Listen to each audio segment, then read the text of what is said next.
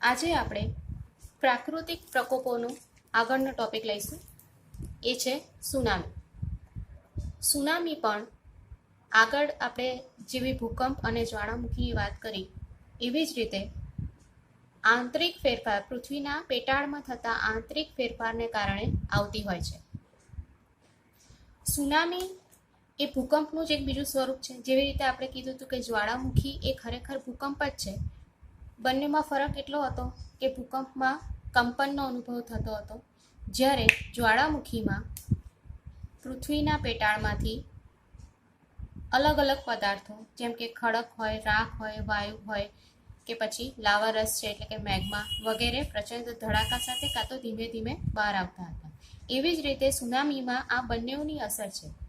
એની આપણે વ્યાખ્યા પહેલાં જોઈ લઈએ, પછી આગળ આપણે ડિસ્કસ કરીએ કે સમુદ્રના તળિયે જ્વાળામુખી ફાટવાથી કે તળિયે ભૂકંપ થવાથી સમુદ્રની સપાટી પર ખૂબ જ શક્તિશાળી વિનાશક મોજા ઉત્પન્ન થાય છે, જેને સુનામી કહેવામાં આવે છે. હવે સમુદ્રના તળિયે જે જમીન હોય છે, જેવી રીતે આપણે જમીન પર રહીએ છીએ એવી જ રીતે સમુદ્રનું પાણી ઊંડાઈ સુધી આવેલું હોય છે, પરંતુ એના નીચે પણ જમીન તો હોય જ છે. તો સમુદ્રના તળિયે આવેલી જમીનમાં કાં તો ભૂકંપ થાય કાં તો જ્વાળામુખી ફાટે. જે આપણે બંને ડિસ્કસ કરેલું છે પહેલાં જ કે જ્વાળામુખી ફાટે તો શું થાય અને ભૂકંપ થાય તો શું થાય. તો જ્વાળામુખી ફાટે કાં તો પછી ભૂકંપ આવે, જેની અસર શું થાય છે, સમુદ્રની સપાટી પર અનુભવાય છે. કારણ કે નીચે ભૂકંપ આવે છે કાં તો જો જ્વાળામુખી ફાટે છે તો એના કારણે શું થાય છે, સમુદ્રના જે મોજા છે, સમુદ્રનું જે પાણી છે તેને પ્રચંડ વેગ સાથે ઉછળે છે અને એ શક્તિશાળી વિનાશક મોજા ઉત્પન્ન કરે છે અને તેને સુનામી કહેવામાં આવે છે. હવે સુનામી ખરેખર ઘણી ભયાનક ઘટના છે, જેને કારણે સમુદ્રના નજીકના વિસ્તારોમાં ઘણું નુકસાન પહોંચતું હોય છે. આંખના પલકારાની વારમાં સમુદ્રના મોજા આખા ને આખા શહેરો તબાહ કરી નાખતા હોય છે અને એમાં પ્રચંડ શક્તિ રહેલી હોય છે, એટલે મનુષ્ય એની સામે લાચાર હોય છે, એની સામે કશું જ નથી કરી શકતો. એ સમુદ્રના જે મોજા હોય છે તે અત્યંત વિનાશક થઈ જાય છે, એકદમ ઊંચી હાઇટના થઈ જાય છે, ઊંચાઈના થઈ જાય છે અને એની તરંગ લંબાઈ પણ ઘણી વધારે હોય છે. તરંગ લંબાઈનો શું મતલબ થાય છે કે સમુદ્રના મોજા અમુક લેવલ સુધી આવતા હોય. આપણે ભરતી જોઈએ છે કે ભરતી અમુક કિનારાના અમુક વિસ્તાર સુધી આવતી હોય, પરંતુ એનો જ્યારે સુનામી આવે તો એ વિસ્તાર તો ક્યારનોય દૂર છૂટી જાય અને એનાથી આખો સમુદ્રનું પાણી છે ગામ હોય કે શહેર હોય એમાં અંદર સુધી એકદમ વેગ સાથે આવે છે. તો એની આગળ જે કંઈ આવશે, પછી એ મકાન હશે, વૃક્ષો હશે કે પછી કોઈ વાહનો હશે કે પછી મનુષ્ય, પશુ કંઈ પણ હશે, તેની આગળ એનું કોઈ જ અસ્તિત્વ રહેતું નથી. એ બધાને પોતાની સાથે વેવડાવી દે છે અને મોટા પ્રમાણમાં જાનમાલનું ઘણું નુકસાન પહોંચતું હોય છે. હવે આગળ આપણે વાત કરીએ તો સુનામીના મોજા જે હોય છે, સુનામી વખતે જે સમુદ્રના મોજા હોય છે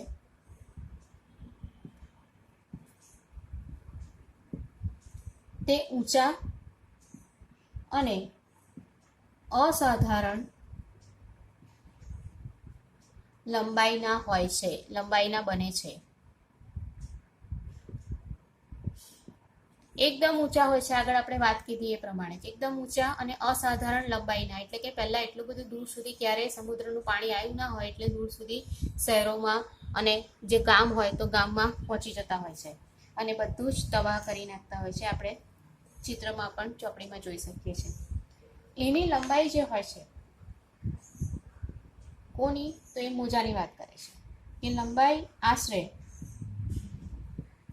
700 થી 1600 કિમી જેટલી હોય છે. હવે આ પણ ઘણી વખત પ્રશ્નમાં પૂછી શકાય છે કે સુનામી સમયે સમુદ્રના મોજાની લંબાઈ આશરે કેટલી હોય છે, તો 700 થી 1600 કિલોમીટર જેટલી હોય છે. એ તમારે યાદ રાખવું પડે. આ મોજાઓ ખૂબ જ ઝડપથી અને લાંબુ અંતર કાપનારા હોય છે. એ તમે જોઈને પણ કશું નથી કરી શકતા, એકદમ આંખના પડકારામાં જે કઈથી કઈ સુધી પહોંચી જાય છે અને ખૂબ જ લાંબુ અંતર ખૂબ જ ઓછા ટાઈમમાં એ પસાર કરી નાખે છે. આ પ્રકારના મોજાથી પાણી ઝડપથી કાંઠા સુધી ઊંચે સુધી ચડી જાય છે, એટલે એની હાઇટ પણ વધી જાય છે. જે હાઇટ પર મોજા આવતા હોય તેનાથી બહુ ઊંચી હાઇટ સુધીના પહોંચી જાય છે, જેના કારણે બધી જ એના માર્ગમાં આવતી બધી જ વસ્તુ શું થઈ જાય, ડૂબતી જાય. ઉપરાંત એમાં પ્રચંડ શક્તિ પણ હોય છે, જેના કારણે એ અત્યંત વેગ સાથે આવે છે અને ઘણું બધું નુકસાન પહોંચાડતા જાય છે અને મોટી હોનારત સર્જે છે. હોનારત સર્જે છે મતલબ થાય ઘણું નુકસાન કરે છે. 11 માર્ચ 2011માં જાપાનમાં આવું જ એક સુનામી આવી હતી, જે ખૂબ જ વિનાશકારી હતી. આ તમને પૂછી શકાય. 11 માર્ચ તમારે ભલે તારીખ ના યાદ રાખો, પણ કમસે કમ સાલ તમારે યાદ રાખવાની. 11 માર્ચ 2011માં જાપાનમાં સુનામી આવી હતી. સુનામીએ નુકસાન કર્યું હતું. હવે આ તમને વિકલ્પમાં પૂછી શકાય છે કે ખાલી જગ્યામાં પણ પૂછી શકાય કે સુનામીએ કઈ સાલમાં, અથવા તો એવું પૂછે કયા દેશમાં નુકસાન પહોંચાડ્યું હતું. તો સાલ પૂછે તો 2011 તમારે યાદ રાખવાની. દેશનું નામ પૂછે તો દેશનું નામ આવડવું જોઈએ કે જાપાનની વાત અહીંયા કરે છે, એટલે બંને રીતે તમારે તૈયાર કરી નાખવાનું. આગળ, વંટોળ કે ઝંઝાવાતથી મોટા અને શક્તિશાળી મોજા ઉત્પન્ન થાય છે અને તોફાન શમી ગયા પછી તેનો આકાર બદલાય છે અને તે ઊંચા અને લાંબી તરંગ લંબાઈના મોજા બને છે. હવે જ્યારે તોફાન શમી જાય છે તો પણ એનો આકાર બદલાતો રહે છે અને એ ઊંચા અને લાંબી તરંગ લંબાઈના બને છે. હમણાં આગળ જ વાત કરીએ પ્રમાણે સમુદ્રમાં તેઓ ઉછાળા સ્વરૂપે રહે છે અને ઉદ્ભવ સ્થાનથી દૂર હજારો કિલોમીટર સુધી જતા રહે છે. એટલે જ્યાંથી ઉદ્ભવ સ્થાન એટલે જ્યાં જે જગ્યાએ સમુદ્રના તળિયે ભૂકંપ આવ્યો હોય કે પછી જ્વાળામુખી ફાટ્યો હોય, એ જગ્યાએથી ઘણા હજારો કિલોમીટર દૂર સુધી એનો અસર થઈ શકે છે. એટલે એવું નથી કે મધદરિયે થયું હોય કે સમુદ્રના વચ્ચે થયો હોય તો આજુબાજુના વિસ્તારોમાં કંઈ વાંધો નહીં આવે, એવું પણ આપણે નથી કહી શકતા, કારણ કે એની તરંગ લંબાઈ પણ બહુ વધારે હોય છે અને એની પ્રચંડ શક્તિ જે હોય છે, જેના કારણે સમુદ્રના મોજા છેક કિનારા સુધી પહોંચી જાય છે અને એ બહુ જ લાંબા હોય છે. તેને પ્રલયકારી મોજા પણ કહેવાય છે, કારણ કે એના કારણે ઘણું બધું નુકસાન થાય છે. એક પ્રશ્નમાં આવી શકે છે પ્રલયકારી મોજા, ટૂંક નોંધ સમજાવો. તેના વિશે આપણે પછીથી વાત કરીએ. તે પણ એક મોસ્ટ આઈએમપી પ્રશ્ન છે, એના વિશે આપણે પછી જોઈશું. તેઓ પ્રલયકારી મોજા પણ કહેવાય છે. કોઈક વખત સમુદ્ર કિનારે ઊંચી જગ્યા પરથી મોટો ખડક કે હિમશિલા એકાએક સમુદ્રમાં તૂટી પડે, તેનાથી પણ પ્રલયકારી મોજા ઉત્પન્ન થાય છે. હવે એવું થાય ઘણી વખત કે સમુદ્રમાં કોઈ મોટી હિમશિલા તૂટી પડી હોય કે પછી કોઈ મોટો ખડક એકાએક જો સમુદ્રમાં તૂટી પડે તો પણ આવી રીતે સમુદ્રમાં પ્રલયકારી મોજા ઉત્પન્ન થઈ શકે છે. એટલે આવી રીતે આ ટોપિકમાં પણ ઘણું બધા પ્રશ્નો નીકળે છે. એક તો પહેલાં તમારે વ્યાખ્યા તૈયાર કરવાની. આ પાઠમાં જે આપત્તિઓ આવે છે, જેમ કે ભૂકંપ આવી કે જ્વાળામુખી કે સુનામી, એ બધાની તમારે વ્યાખ્યા તમે તૈયાર કરવી પડશે. વ્યાખ્યા 1 માર્કનો પ્રશ્ન છે. એ ઉપરાંત તમારે આમાં એક બીજો પ્રશ્ન નીકળશે પ્રલયકારી મોજા, જે આગળ મેં હમણાં કીધું. પછી આ એક પ્રશ્ન છે કે સુનામી સમયે સમુદ્રના મોજાની લંબાઈ લગભગ કેટલી થાય છે, તો 700 થી 1600 કિલોમીટર. અને કયા દેશમાં સુનામીએ 2011ની સાલમાં ભારે નુકસાન કર્યું હતું, તો એ આવશે જાપાન. તો એ તમારે યાદ રાખવો પડશે. તો આવી રીતે ઘણા પ્રશ્નો નીકળ્યા નાના મોટા, તે આપણે ડિસ્કસ કર્યા. હવે આપણે બીજો એક ટોપિક લઈએ છીએ પૂર. સુનામી પછી એક બીજો ટોપિક આવે છે પૂર.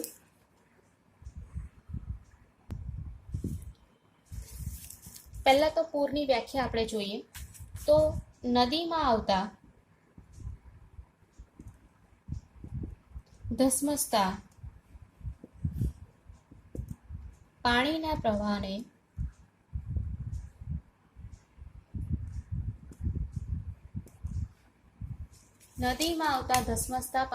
પ્રવાહને પૂર કહેવામાં આવે છે.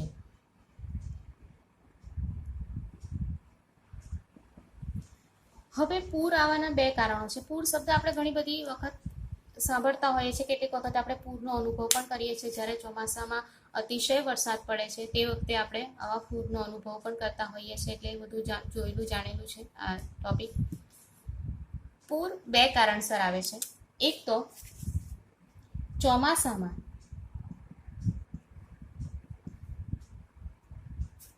નદીના ઉપરવાસમાં ધોધમાર વરસાદ પડે,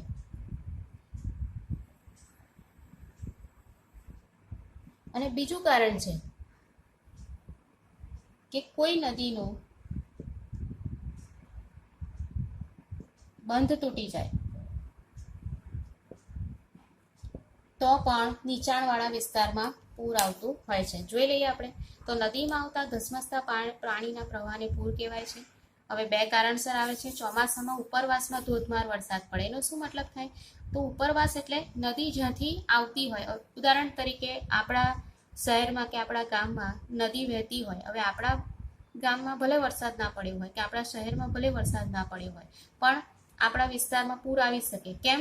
કારણ કે નદી જ્યાંથી શરૂઆત થતી હોય અને જે પ્રદેશમાંથી થઈને આપણી ત્યાં આવતી હોય, બની શકે કે ત્યાં વરસાદ વધારે પડે, જેના કારણે આપણી ત્યાં પણ પૂર આવે. એટલે ઉપરવાસનો મતલબ થાય છે આગળથી, જ્યાંથી નદી સ્ટાર્ટ થાય છે ત્યાંથી જો ઉપરવાસમાં વરસાદ પડે વધારે પડતો ધોધમાર, તો આગળના વિસ્તારમાં પણ પૂર આવી શકે છે. હવે કોઈ પણ નદી પરનો બંધ તૂટી જાય.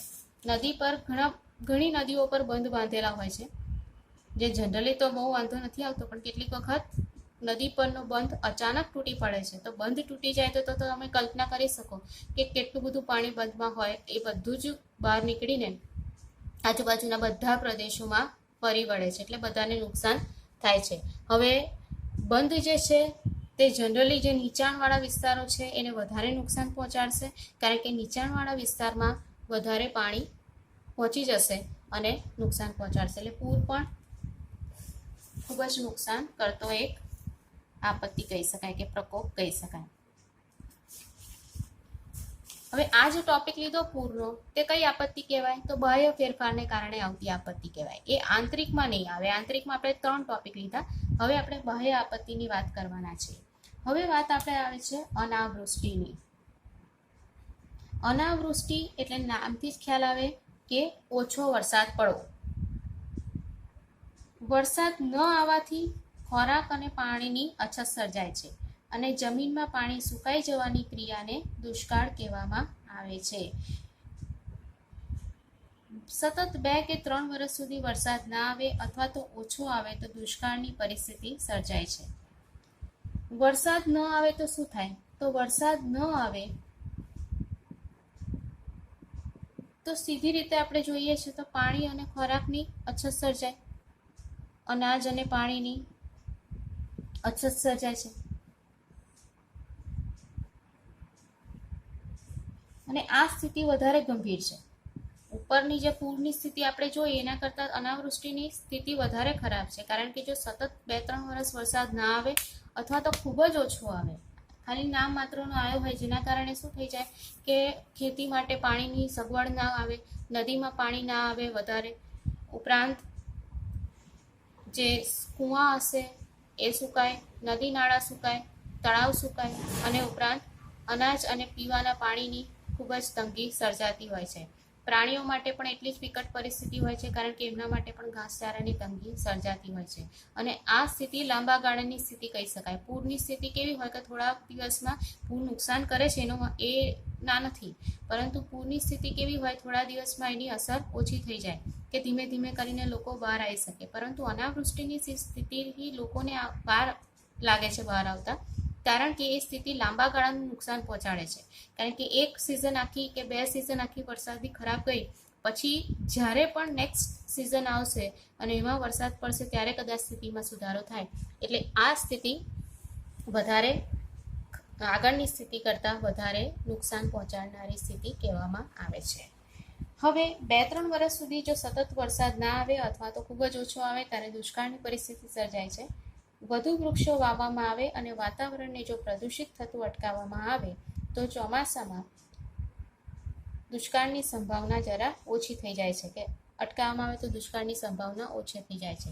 હવે આમાં આ ટોપિક જે છે તે બહુ લાંબો ભલે ચોપડીમાં નથી, પરંતુ આના ઉપર એક પ્રશ્ન આવશે જે પછી આપણે ડિસ્કસ કરીશું, એ છે દુષ્કાળથી બચવા કેવા ઉપાય કરવા જોઈએ. એ બધા જ મોસ્ટ ટાઈમ બી પ્રશ્નોમાં લઈ શકાય એવા છે.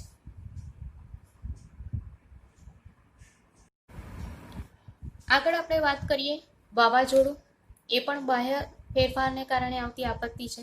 તો વાવાઝોડું પણ ઘણું નુકસાન સર્જી શકે છે. તો એનો સિમ્પલ ભાષામાં, સાદી ભાષામાં જો વ્યાખ્યા કહીએ તો તોફાને ચડેલી હવા એટલે વાવાઝોડું. એકદમ સિમ્પલ અર્થ એનો કીધો છે, સાદો અર્થ કીધો છે. જ્યારે હવા તોફાને ચડે છે એટલે કે પ્રચંડ વેગ સાથે વહે છે ત્યારે એને વાવાઝોડું કહીએ છીએ. ઘણી વખત આપણને ખબર છે કે વાવાઝોડાની આગાહી ટીવી પર આવતી હોય છે. ખાસ કરીને દરિયાકાંઠાના વિસ્તારમાં ઘણી બધી વખત વાવાઝોડું આવતું હોય છે, જેની આગાહી આપણે સાંભળતા હોઈએ છીએ અને ઘણી વખત વાવાઝોડાનો અનુભવ પણ આપણે કરેલો છે. તો વાવાઝોડું એટલે તોફાને ચડેલી હવા, જેને ચક્રવાત કે વંટોળ તરીકે પણ આપણે ઓળખીએ છીએ. અંગ્રેજીમાં એને સાયક્લોન કહી શકાય. હવે વાવાઝોડાની પરિસ્થિતિ ક્યારે સર્જાય છે તેની આપણે વાત કરીએ. તો વાવાઝોડાની પરિસ્થિતિ સમુદ્ર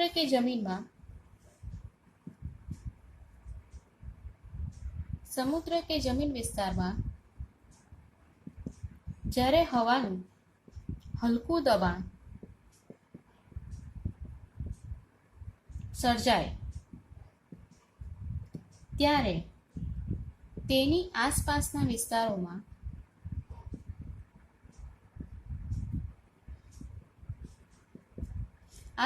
વિસ્તારોમાંથી તેની તરફ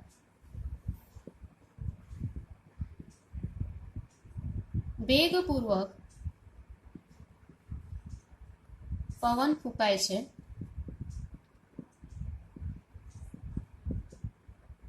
ત્યારે વાવાઝોડાની પરિસ્થિતિ સર્જાય છે. હવે આપણે વાત કરીએ કે સમુદ્ર કે જમીન વિસ્તારમાં હવાનું હલકું દબાણ જ્યારે સર્જાય છે. હલકું દબાણ એટલે શું મતલબ છે એ હું તમને સમજાવું. કે જ્યારે કોઈ પણ કારણસર હવા જ્યારે ગરમ થાય છે, હવે ગરમ થવાને કારણે હલકી બને છે અને હલકી બનેલી હવા, હવે આ જમીન વિસ્તાર છે, જમીન વિસ્તારના ઉપરની જે હવા છે, ધારો કે હલકી બની અને ઉપરની તરફ જતી રહી. હલકું દબાણ સર્જાય એટલે હવા પોતાની જગ્યા ખાલી કરીને ઉપરની તરફ પહોંચી જાય અને એના કારણે શું થાય તો આજુબાજુના વિસ્તારમાંથી એની જગ્યા લેવા માટે બીજા હવા એકદમ વેગ સાથે આવે છે. હવે આ ઘટના જ્યારે ઘણી ઝડપથી બનતી હોય ત્યારે શું થાય છે, આ થયું વાવાઝોડા જેવી સ્થિતિ. હવે આ થઈ હલકું દબાણ અને આ બધા આવે છે કે વેગપૂર્વક આવતા પવનો, જેના કારણે આપણને વાવાઝોડાની અસર અનુભવાય છે. હવે આવું આપણે જનરલી રોજના લાઈફમાં પણ થતું હોય કે પવનો જ્યારે ફૂંકાય, વાવાઝોડાની વાત નથી કરતા આપણે, હલકી હવા પણ આના કારણે આપણે જે કહીએ છીએ ને પવન આવ્યો, તો પવન એકદમ અચાનક ઘણી વખત આવી જતો હોય છે. તો એ આ જ કારણસર થાય છે કે જ્યારે હવાનું હલકું દબાણ સર્જાય ત્યારે આજુબાજુના પ્રદેશમાંથી કે વિસ્તારમાંથી વેગપૂર્વક પવનો આપણી તરફ ફૂંકાય. આમાં હલકા પવનોમાં વેગપૂર્વક નથી હોતા, સાધારણ એની લંબાઈ હોઈ શકે, સાધારણ એની સ્પીડ હોઈ શકે, એમાં સાધારણ પવન ફૂંકાય છે. પરંતુ જ્યારે આ ઘટના ખૂબ ઝડપથી બનતી હોય છે ત્યારે વેગપૂર્વક પવનો આવતા હોય છે. એટલે આવી રીતે વાવાઝોડાની પરિસ્થિતિ સર્જાતી હોય છે. વાવાઝોડાને કારણે પણ તટીય વિસ્તારમાં એટલે કે દરિયાકાંઠાની નજીકના વિસ્તારમાં ઘણું નુકસાન થતું હોય છે.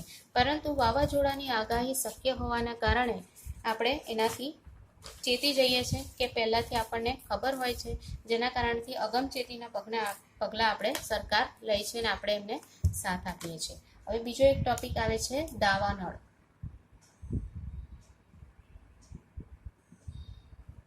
દાવાનળ શું છે? તો દાવાનળને ફોરેસ્ટ ફાયર કહેવામાં આવે છે, એટલે કે જંગલમાં લાગતી આગ. હવે જંગલમાં વૃક્ષોના, હવે તમને એવું થાય જંગલમાં આગ કેવી રીતે લાગે? તો 2-3 કારણો છે આગ લાગવામાં.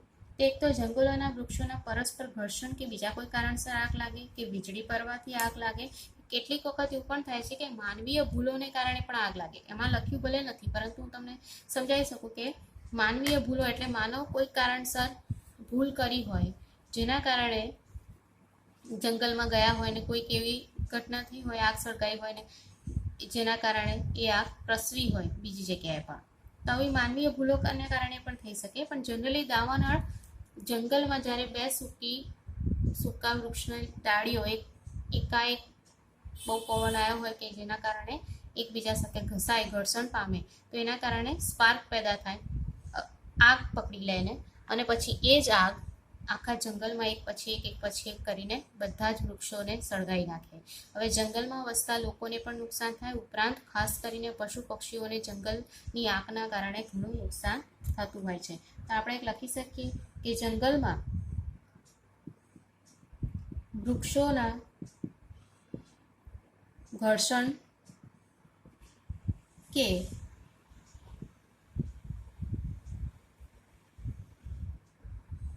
વીજળી પડવાથી કે પછી અન્ય કારણસર આગ લાગે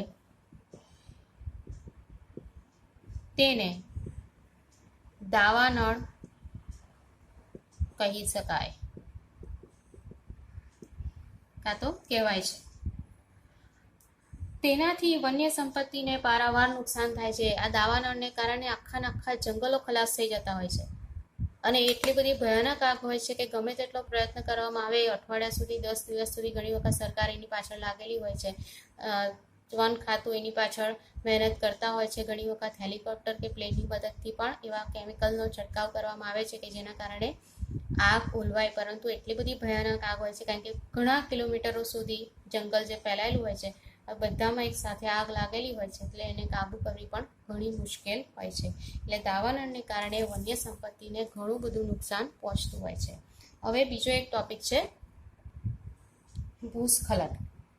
એને આપણે લેન્ડસ્લાઇડ કહી શકાય. તો ભૂસ્ખલન જે છે એટલે કે એનો મતલબ થાય સાદો કે જમીનનું જે પડ છે તે પોતાની જગ્યા પરથી ખસી જાય. ખાસ કરીને પહાડી એરિયા જે હોય, ડુંગરાળ પર્વતો હોય ત્યારે, અથવા તો કોઈ ઊંચાઈવાળી જગ્યા પર આવી ઘટનાઓ વધારે બનતી હોય છે. તો ભૂસ્ખલન એટલે કેટલીક વખત પૃથ્વીનો ઉપરનો ભાગ નીચે તરફ ખસી જાય તેને ભૂસ્ખલન કહેવાય છે. પૃથ્વીનો જે ઉપરનો ભાગ હોય તે નીચે તરફ ખસી જાય, આખો પડી જાય, તો એને ભૂસ્ખલન કહેવામાં આવે છે. હમણાં કદાચ તમને ખ્યાલ હોય તો મ્યાનમારમાં પણ ભૂસ્ખલન થયું હતું. હમણાં 2 દિવસ પહેલાંની જ વાત છે, જેમાં ઘણા બધા વ્યક્તિઓ દટાયા અને મૃત્યુ પામ્યા અને કેટલાય ઘાયલ થયા. 2 દિવસ પહેલાંની જ વાત છે આ વસ્તુ. તો ભૂસ્ખલન 2 કારણસર થાય છે.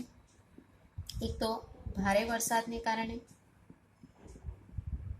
અને બીજું ભૂકંપને કારણે.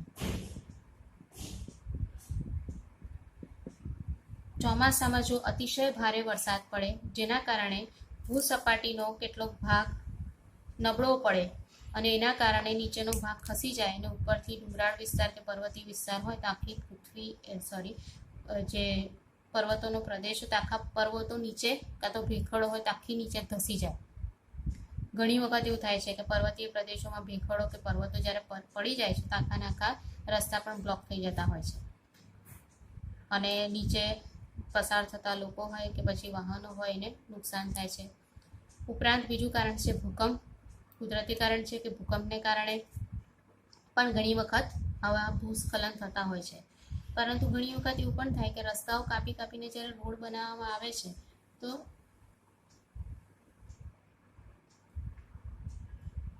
કેટલીક વખત એવું પણ થાય છે કે પર્વતો કાપીને જ્યારે રોડ બનાવવામાં આવે છે ત્યારે પણ આવી રીતે આપણને એ જે પર્વતો કમજોર થાય છે તે આગળ જઈને ઘણી વખત એમાં ભૂસ્ખલનની તકલીફ ઊભી થઈ શકે છે. આગળ છે, હવે ઉદાહરણ એક આપ્યું છે કે ક્યારે કઈ રેલવે વારંવાર ભૂસ્ખલનને કારણે ખોરવાઈ જાય છે. તો લખવાનું કોંકણ રેલવે ભૂસ્ખલનને કારણે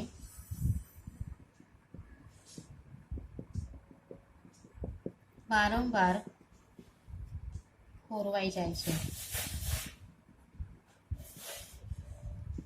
હવે કોંકણ રેલવે જે છે આ પ્રશ્ન પણ પૂછી શકાય છે, વિકલ્પમાં પણ ટૂંકા પ્રશ્નોમાં પણ. કોંકણ રેલવે જે પસાર થાય છે પણ તે વિસ્તારમાં ભૂસ્ખલન વારંવાર થતું રહે છે. એટલે ભૂસ્ખલનને કારણે શું થઈ જાય કે પાટા પર બધું ભૂસ્ખલન એટલે કે પર્વતો હોય કે પછી ખડકો હોય, માટી હોય, જે થયું ભૂસ્ખલનને કારણે એ રસ્તો બ્લોક થઈ જાય અને એના કારણે રેલવે વારંવાર ખોરવાઈ જતી હોય છે, એટલે બંધ રાખવી પડે થોડા વખત સુધી. હવે આવી રીતે આ બધા ટોપિક થયા. આપણે જ્વાળામુખી, ભૂકંપ, સુનામી, પછી પૂર, વાવાઝોડું, ભૂસ્ખલન, દાવાનળ વગેરે કુદરતી આપત્તિ કે કુદરતી પ્રકોપો જોયા, એના વિશેની વાત કરી, બધાની વ્યાખ્યા જોઈ. હવે તમારે બધાની વ્યાખ્યા તૈયાર રાખવાની કે જેથી જ્યારે પણ પૂછાય તમને વાંધો ના આવે. બધી વ્યાખ્યા ગમે તે પૂછી શકાય છે, 1-2 વ્યાખ્યા પૂછાય છે ઘણી વખત ટેસ્ટમાં.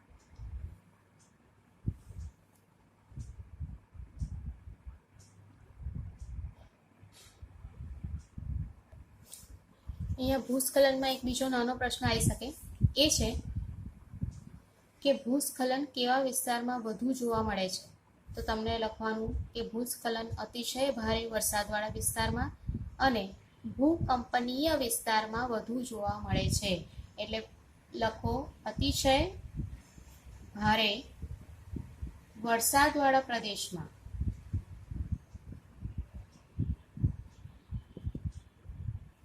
અને જે જગ્યાએ ભૂકંપ વધારે આવ્યા કરતો હોય એટલે ભૂકંપનીય વિસ્તાર ભૂસ્ખલન વધારે જોવા મળે છે.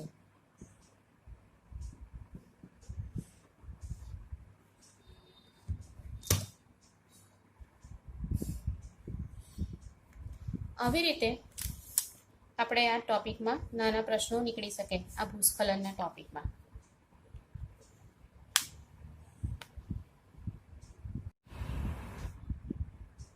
હવે નેક્સ્ટ ટાઈમ આપણે કેટલાક પ્રશ્નો પર ડિસ્કસ કરીશું કે કેવી રીતે પ્રશ્ન લખાય. જેમ કે એક તો દુષ્કાળથી બચવા કેવા પ્રયત્ન કરવા જોઈએ એ પ્રશ્ન, પછી જ્વાળામુખી વિસ્ફોટથી થતા લાભ, અને બીજી એક ટૂંકનોંધ આવશે પ્રલયકારી મોજા. તો આવી રીતે આ 3 પ્રશ્નો જે છે, ઉપરાંત બીજો એક પ્રશ્ન છે તો થોડો નાનો છે કે જ્વાળામુખી સમયે શંકુ આકારનો ઢગ કેવી રીતે રચાય છે, સાથી રચાય છે. તો એના વિશે આપણે ડિસ્કસ કરીશું, જેથી તમને ખ્યાલ આવે કે એક્ઝામમાં પૂછાય તો તમે કેવી રીતે એને ડિટેલમાં લખી શકો છો.